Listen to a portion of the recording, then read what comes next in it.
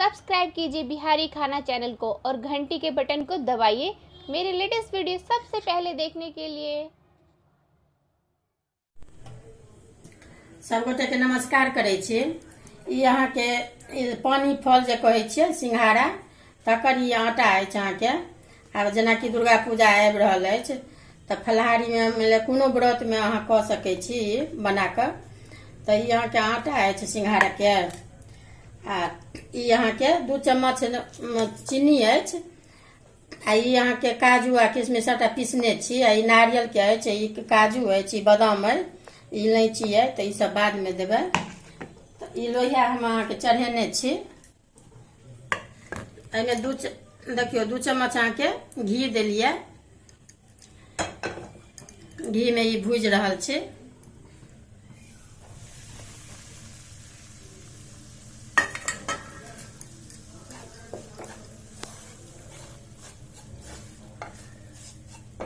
देखियो ई भुजा गेल, भूज लेलहुँ। आब इम्हर अहाँ के से दूध हम औंटलहुँ हँ, औंटल अछि खौलल। ई अहाँ के 1.5 किलो अछि, लेकिन 1.5 किलो नहीं देबै, अंदाज से 1 किलो अहाँ के से दऽ रहल छियै।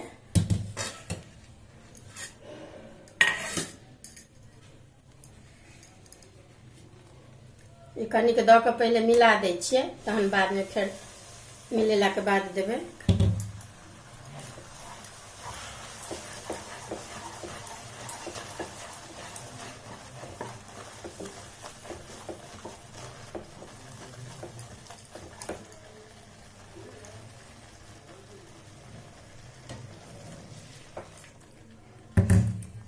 जेना कनी कनिक ने 2 बेर दऽ के कनी कनी बढ़िया से मिला लेब। तकरा बाद जतेक एहिमे खपतै।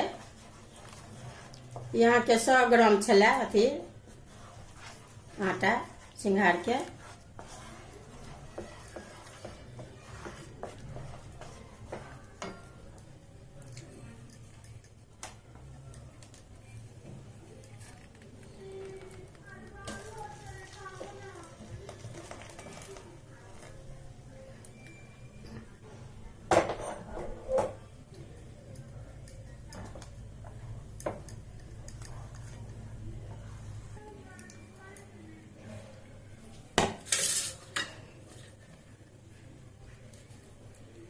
यहाँ के खोले एहिमे ई मसाला सब पहले दऽ रहल छियै।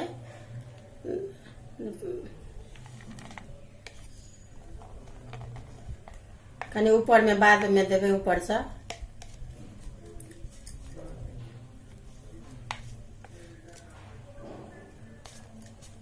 ये इलायची मतलब सब चीज कनी कनी देलहुँ हँ, आधा आधा कर। चीनी बाद में देबै उतारे घड़ी में।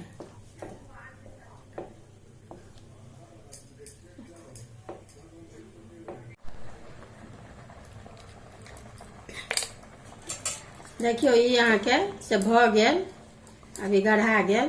अब ई चीनी आब दै छियै।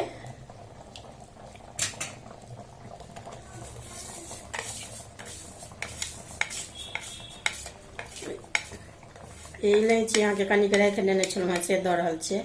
आ ई बादाम देखाइए देलहुँ हँ, बादाम, ई काजू अछि, ई नारियल अछि।